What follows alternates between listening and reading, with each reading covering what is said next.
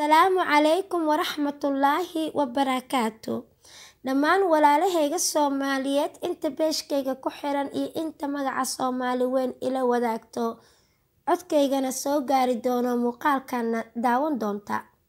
Bacda salaan qiimo iyo qaayam mudan walaalayaal, fiidiyowgan waxaan igu hayaa sidaan fiidiyowgii hore uga soo faalooday qodobka la yiraahdo jacaylka. qodobkan oo adduunka insaanka ku noolba gaalo iyo muslimba cadaan iyo madow ay hadal hayaan. qodobka taariikhda adduunka laga qoray waa qodob filimaanta ama masalayada laga daawado, waa qodob duruusta iskoolka lagu barto, waa qodob dhaqanka iyo diintaba ay qorayaan. qodobkan waxaan doonayaa walaalahayga Soomaaliyeed ee qiimaha iyo qaayaha iga mudan inaan laba qaybood u kala dhigo. aan doonayaana sidoo kale inaan intii cilmigayga halkan nigula wadaago waxaan aan ka ogahay. labadan qaybood oo soo socota ayaan doonayaa inaan nigula wadaago. jacayl marna waxaa weeyaan walaalahayga qaaliga ah dan qaasa iyo baahi, marna wuxuu u dhigmaa farxadda nolosha ay ku dhiiran tahay naxariis wadaaga. aan hor ahaantii hore fiidiyowgayga hore markaan igula qayb qaadanayay walaalahayga qaaliga ah xagga xigmadda iyo aqliga, waxaan soo magacaabay mahmaah dunidoo idin laga isticmaalo insaanka ku nool ay isticmaalaan luqaday doonaanba ha ku hadleene. mahmaahdaas ay luqadda Soomaaliyeed haddaan ku magacaabo ay tahay sidaan soo socota: yaraantaada waxaad barata ayaad weynaantaada ku dhaqantaa. waxaan u soo magacaabo waxay tahay walaalayaal mahmaahdan qiimaha iyo qaayaha badan ka leh, miisaanka culusna ay xambaarsan tahay dunidan. yaraanta qofka wuxuu yahay lagu ogaadaa sidii weynaantiisa hadhowta ugu ficil qaato ama ugu ficiltimo. walaalayaal jacaylka aan labadan qodob u kala dhigay ereyga jacaylka ah, danta qaaska ah ee baahida waxaan ka soo qaadan doonaa 4 qodob oo ama 4 astaamood oo lagu garanayo qofka danta qaaska ee baahida jacayl la wadaaga dadka kale, iyo qofka farxadda nolosha naxariista wadaaga la wadaaga dadka kale. asagana 4 qodob baan iga soo qaadan doonaa. danta qaaska haddaan ku hormaro ee baahida ah walaalahayga qaaliga ah, qofka danta qaaska wata ama baahida yaraantiisa waxaa lagu gartaa wuxuu noqonayaa wiil ama gabar, inan ama inan ha noqdee. waxaa lagu gartaa astaamahan soo socda. ilmahaas waxay noqonayaan ilmo baahi aadaa qaba yaraantooda. qofkay arkaanba wax inay weydiistaan ma ahe waxna aanan ka bixin. mar walbana baahi qaasa u qaba gurigiisa qoyskiisa markuu joogo inay asaga adeega loo noqdo oo asaga la baahi tiriyo.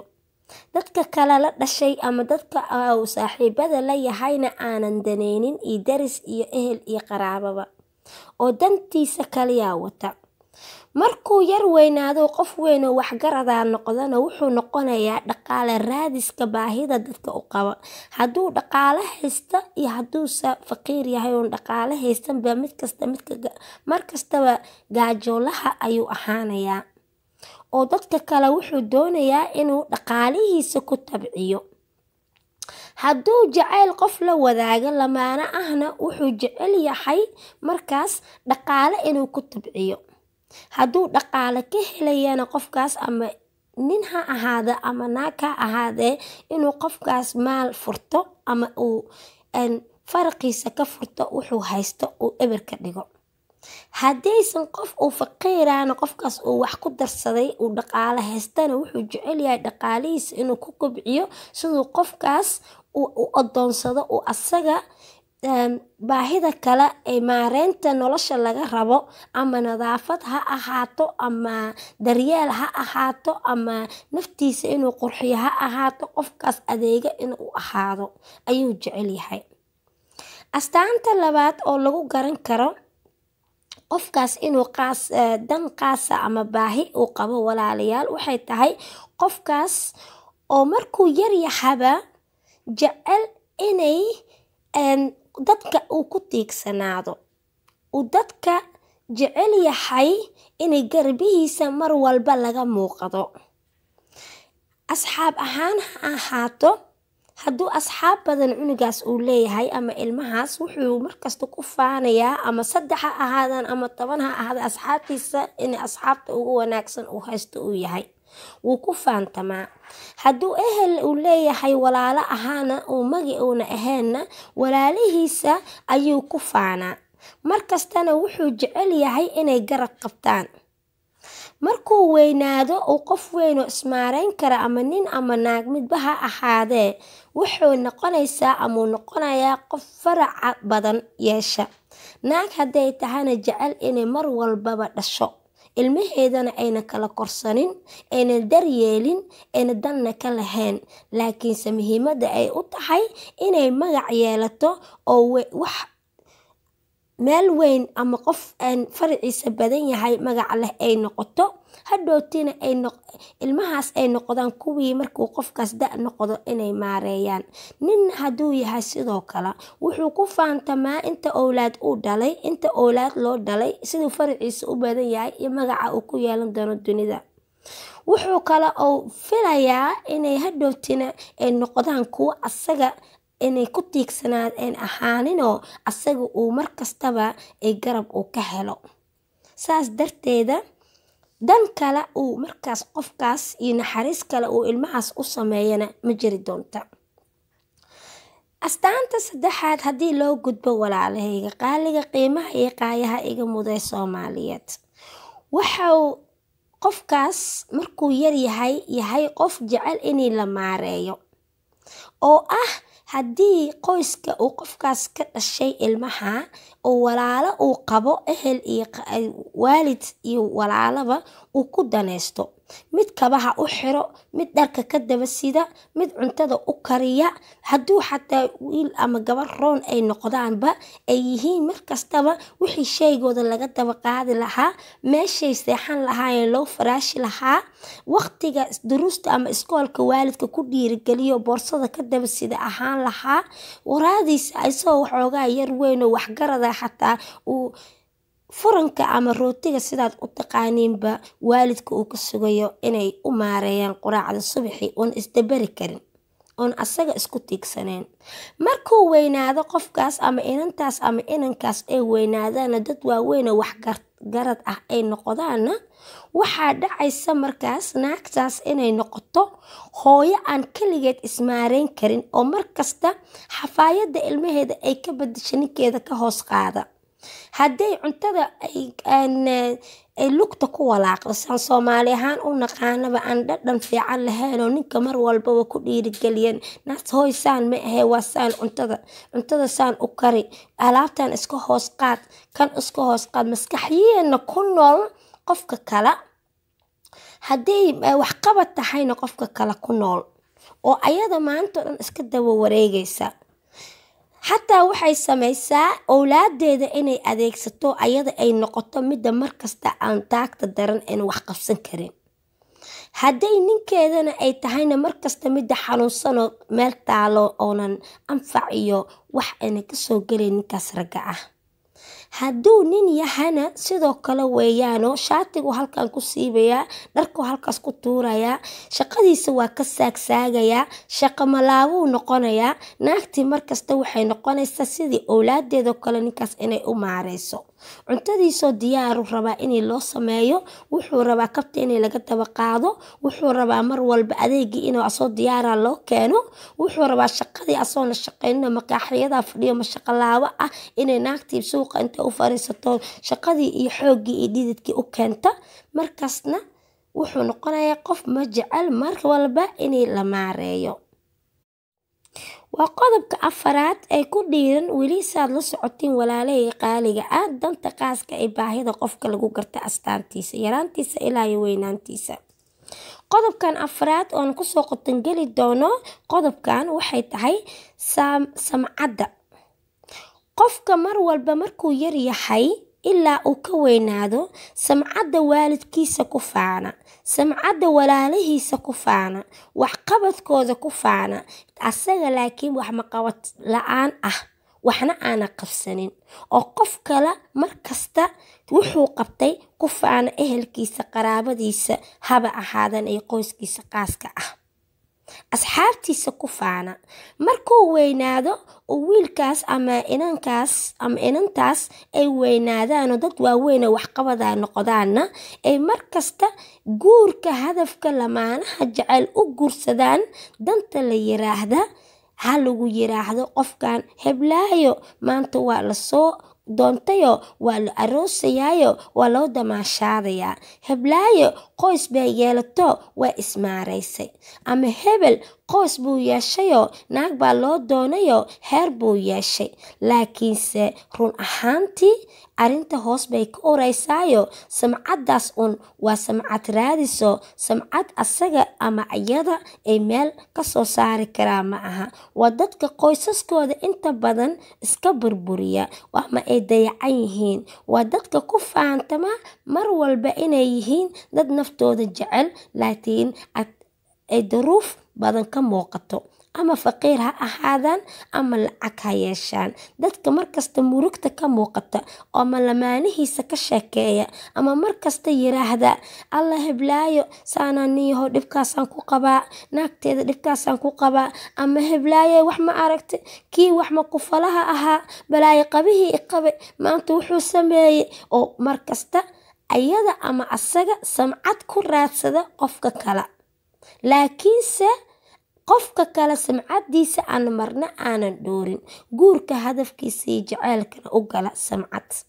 halkan waxaan kusoo qotangelayaa walaalayaal aan kusoo afjarayaa danta qaaska ah ee baahida qofka astaantiisa ay tahay oon laga gartana walaalayaal haddaan niisii qotangaloon usii gudbo qaybta labaad ama qodobka labaad oo ay tahay aan ku magacaabay farxadda nolosha ay tiirkeeda uu yahay naxariis wadaagga kaas waa qaybta jacayl ee taariikhda noolaha adduunka insaankaba lagu soo hadalhayo oo lagu xuso waxa weeyaan jacaylka dhaqanka iyo diinta kutubadooda sidoo kale lagu xuso waxa weeyaan jacaylka masalsalada ama filimaanta dadka ay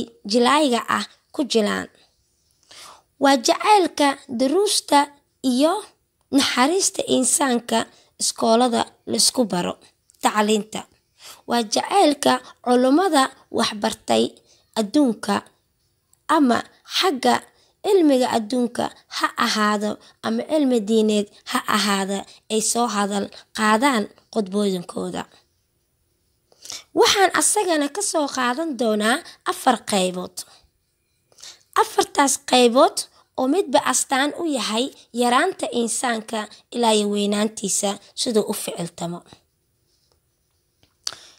hor ahaantii koowaad waxaan astaanta koowaad ku bilaabi doonaa wehelka ilmaha yar oo wehelka jecel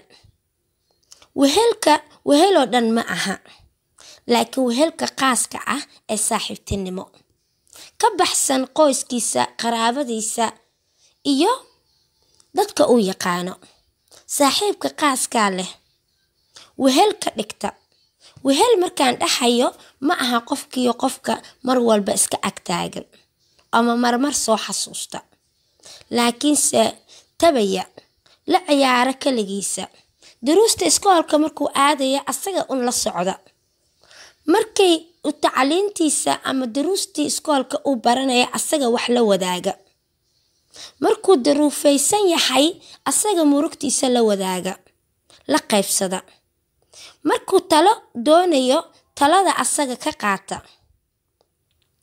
markuu doonayo inuu wax farxadeed soo sameeyo soo xasuusto saaxiibkiisa qaaska ah oo wehelka uu la wadaago markuu qofkaas u weynaado oo qof weyn oo ismaareyn kara ninban iyo naagba mid kastaba ha ahaadee wuxuu noqonayaa markaas qof lamaanaha adduunka hal qof ka soo socda qofkaas uu markasta la taliyihiisa ka dhigta, garabkiisa midigta u noqda, mar walbana sirtiisa asaga qaasatan ma ahee qof kale aanan la wadaagin. tala markay ka xumaata asaga u soo bandhigta. markuu shaqo ku jiro nin ama naag ha ahaadee uu qofkii lamaanihiisa soo xasuusto. markuu wax wanaagsan la kulmo farxadiisa ku dhiirigeliya ama la wadaaga. markay wax soo wajahaan ama murug ay soo wajahaan asaga soo xasuusto raadiya. markuu faraaqo haysto waqtigiisa faraaqada farxadiisa la qaybsada wehelkiisa qaaska ah. qaybta labaad waxa weeyaan wax wadaaga ama wax wada qaybsiga. walaalayaal qofka markuu yar yahay ilmaha ah oo saaxiibka qaaskaas aan sheegay wehelka leh wuxuu sameeyaa wax wadaba inuu la wadaago. hadduu saaxiibkiisa qofkaas ilmahaas yar uu duruufaysan yahay, uu cid xataa faqiira ka dhashay, ama uu dhar aanan munaasab ahayn oo xarako ahayn uu haysto, wuxuu leeyahay saaxiib soo bax, aqalkaygaan ku geenayaayo dhar baan kuu soo xirayaa, sidii xarakadaada iyo nuurkaaga waa nuurkayga xarakadeeda, allay saaxiibkayga baa tahee. wuxuu ka quruxda jismiyeed ee saaxiibkiisu ka fikirayaa. markay baahi hayso wuxuu jecel yahay gurigiisa inuu kasoo cunteysiiyo oo hooyadiisa ku yiraahdo ama waalidkiisa, aaba ama hooyo, saaxiibkayga maanta waa gaajoonya, caawa manala casheyn karaa ama manala qadeyn karaa. wuxuu sameeyaa sidoo kale duruusta iskoolka markuu ku liito ama imtixaan ku dhaco wuu la murugoodaayo, habeenkaas asagana murug badan baa haysa oo soo wajahda. wuxuu jecel yahay wuxuu ku liita saaxiibkiisa inuu ku dhiirigeliyo siduu horumar uga gaaro oo waxaas uu u noqdo mid ku guuleysta. wuxuu jecel yahay sidoo kale inuu markasta daafaco oo markasta amaano meel kasta uu joogaba, uu saaxiibkiisa ceebtiisa u qariyo oonan lagu xamin karin, taageero weynna uu siiyo noloshiisa.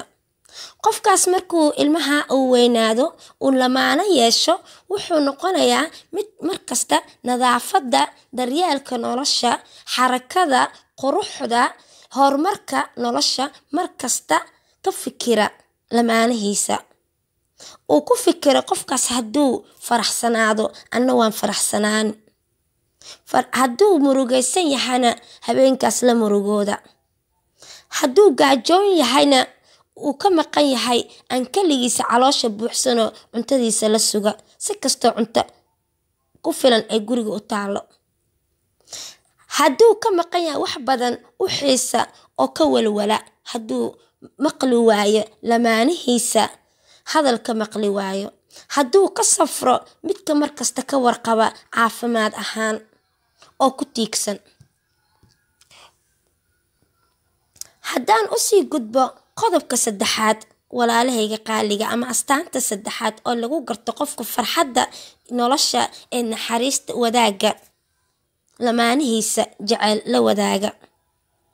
markuu yar yahay ilmaha xanaano badan iyo daryeel badan u bixiya saaxiibkiisa qaaska ah, oo mar walba kan saaxiibkiisa ka hormariya uu jecel yahay tiisa.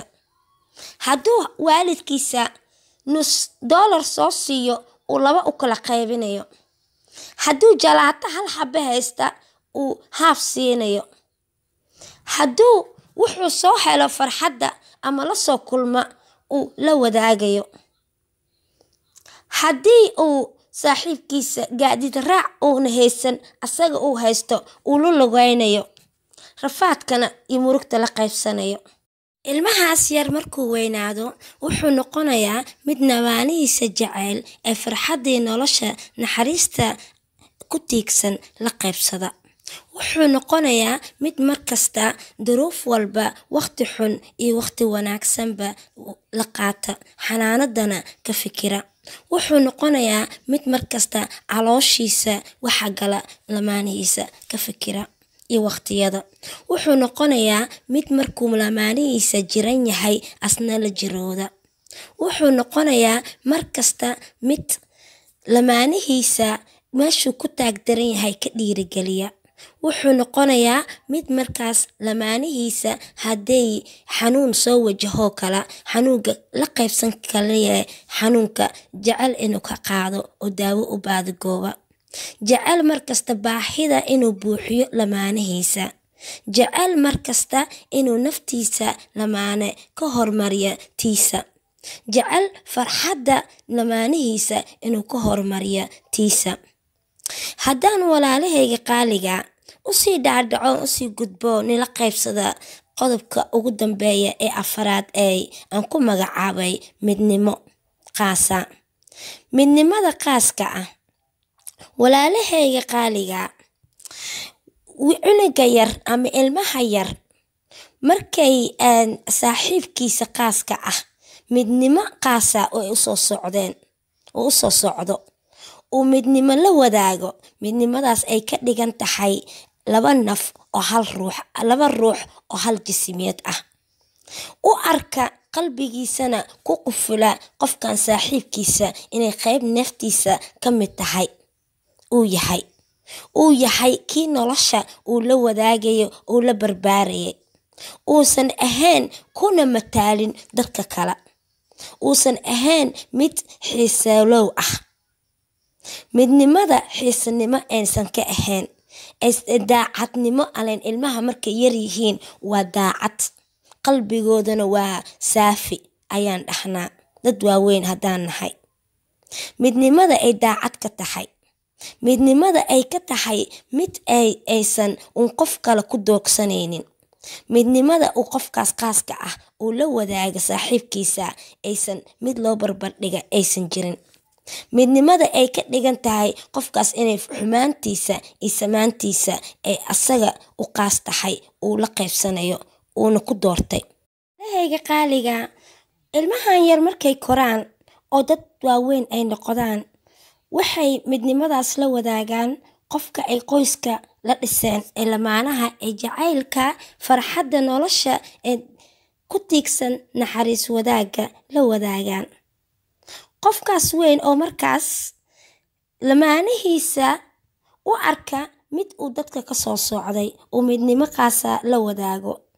xumaantiisa iyo samaantiisa sidii markuu yaraaba la qaybsada. qof kale uu sir sanduuq uuna ka dhigan. qof kale ehel iyo baahi kale uusan u qaadin. qofkaas uu doonayo nolosha inuu la tabciyo. qofkaas uu dadka kale aynan ka xiisa gelin, uun lamaano kale ka raacin oo dooq kale uu ka raacin, uun iimaankiisa uu ku qabo kaligiis u qaaska ah.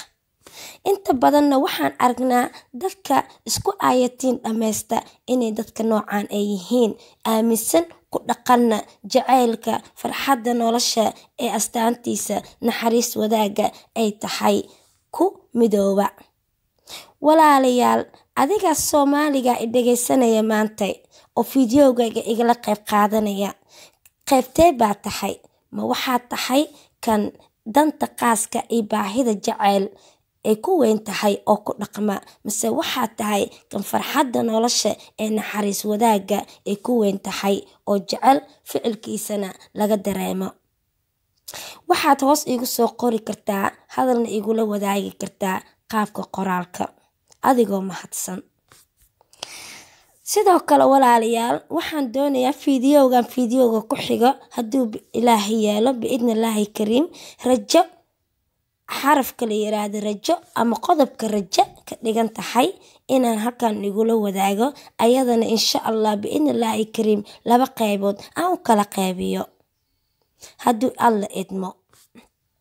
haddana waxaan iga tagayaa walaalahayga qaaliga ah salaanta ugu qiimaha iyo qaayaha badan dunida iyo aakhirada.